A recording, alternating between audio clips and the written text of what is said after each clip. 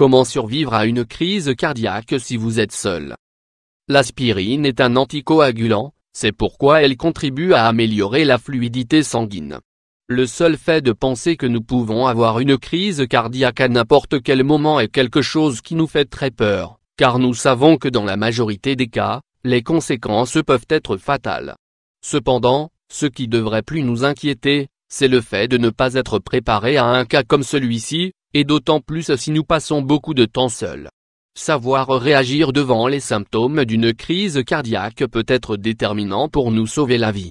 Dans de nombreux cas, il est difficile d'agir quand nous sommes seuls, mais si nous tenons compte de certaines recommandations, nous pouvons réduire les risques et recevoir une attention professionnelle à temps.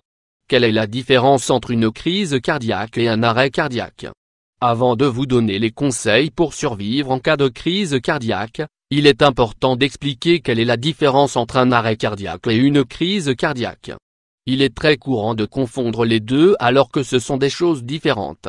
Même si un arrêt cardiaque ou un infarctus du myocarde, terme médical correct pour la crise cardiaque, sont produits par des problèmes de circulation sanguine et d'approvisionnement de sang au cœur, les deux ont des modes d'apparition bien différents. Différence entre une crise cardiaque et des arrêts cardiaques. Un arrêt cardiaque se produit quand la circulation sanguine de notre corps diminue, ce qui fait que les contractions du cœur deviennent irrégulières ou plus fragiles. La conséquence de cela est que toutes les parties de notre corps ne reçoivent plus l'approvisionnement nécessaire en oxygène et donc, la personne perd connaissance puisque le cerveau manque d'oxygène. D'autre part, une crise cardiaque ou, mieux dit, l'infarctus du myocarde, se produit lorsque le flux sanguin se coupe dans une zone particulière du cœur, généralement à cause d'une obstruction artérielle. La conséquence de cela est que les cellules de cette zone de notre cœur commencent à mourir et, si ce n'est pas traité à temps, cette altération de l'approvisionnement de sang et d'oxygène au cœur peut causer de graves dommages aux muscles cardiaques et aux tissus.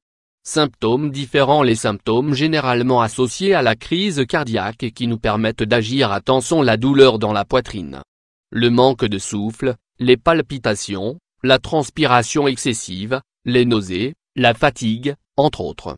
Maintenant que vous savez quelles sont les différences entre l'arrêt cardiaque et la crise cardiaque, nous vous invitons à découvrir comment vous devez réagir pour survivre à une crise cardiaque si vous êtes seul. Il faut souligner qu'il n'existe aucune manière complètement efficace de survivre à une crise cardiaque. Mais que ces conseils peuvent être déterminants. Comment agir devant une crise cardiaque? Agir devant une crise cardiaque. Tout d'abord, il faut appeler un numéro d'urgence quand vous commencez à sentir un mal-être physique et des douleurs suspectes dans la zone du cœur. Si on vous a diagnostiqué n'importe quel type de maladie cardiaque, contactez le centre médical duquel vous recevez votre traitement. Si vous êtes en train de conduire et que vous ressentez les symptômes, arrêtez-vous immédiatement et appelez les urgences au plus vite. Peu importe si le centre médical ou l'hôpital sont proches, il ne faut sous aucun prétexte essayer de conduire vous-même. Car vous pouvez perdre connaissance à n'importe quel moment, pendant que vous conduisez. Et cela peut mal finir pour vous et pour d'autres. Si vous prenez déjà un traitement médical pour contrôler une maladie du cœur, il est possible que vous ayez un médicament bêta-bloquant tout proche, en vente libre. Lorsque vous en trouvez, prenez un comprimé et attendez que l'aide n'arrive. Si c'est la première fois que cela arrive, prenez une aspirine le plus tôt possible et mâchez-la bien. Ce médicament aide à prévenir la formation de caillots, ce qui aidera à améliorer le flux sanguin et à relaxer les artères. C'est très utile pour éviter que le problème ne s'aggrave pendant que l'aide n'arrive.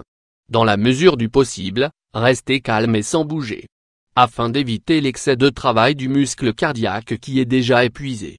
Si c'est possible, appuyez fortement sur la poitrine, où se trouve le cœur, pour éviter que ce dernier n'arrête de battre, bien que ce soit quelque chose de très difficile quand nous souffrons d'une crise cardiaque, et qu'il est plus simple qu'une autre personne le fasse.